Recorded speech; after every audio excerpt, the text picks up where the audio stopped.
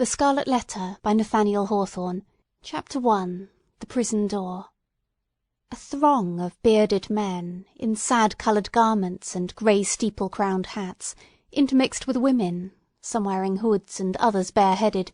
was assembled in front of a wooden edifice, the door of which was heavily timbered with oak and studded with iron spikes. The founders of a new colony, whatever utopia of human virtue and happiness they might originally project, have invariably recognised it among their earliest practical necessities to allot a portion of the virgin soil as a cemetery, and another portion as the site of a prison.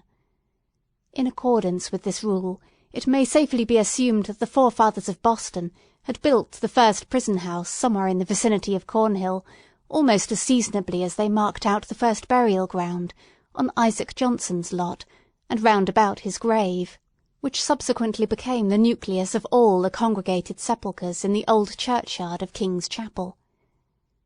Certain it is that, some 15 or 20 years after the settlement of the town, the wooden jail was already marked with weather-stains and other indications of age,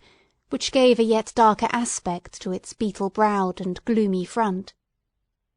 The rust on the ponderous ironwork of its oaken door looked more antique than anything else in the New World. Like all that pertains to crime, it seemed never to have known a youthful era. Before this ugly edifice, and between it and the wheel-track of the street, was a grass plot, much overgrown with burdock, pigweed, apple peru, and such unsightly vegetation, which evidently found something congenial in the soil that had so early borne the black flower of civilized society, a prison. But on one side of the portal, and rooted almost at the threshold, was a wild rose-bush, covered, in this month of June, with its delicate gems,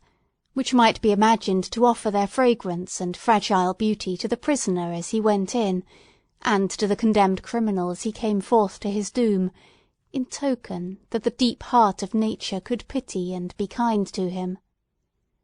This rose-bush, by a strange chance, has been kept alive in history, but whether it had merely survived out of the stern old wilderness, so long after the fall of the gigantic pines and oaks that originally overshadowed it, or whether, as there is fair authority for believing, it had sprung up under the footsteps of the sainted Anne Hutcheson as she entered the prison door, we shall not take upon us to determine. Finding it so directly on the threshold of our narrative, which is now about to issue from that inauspicious portal, we could hardly do otherwise than pluck one of its flowers and present it to the reader. It may serve, let us hope, to symbolize some sweet moral blossom that may be found along the track, or relieve the darkening close of a tale of human frailty and sorrow. End of section 4.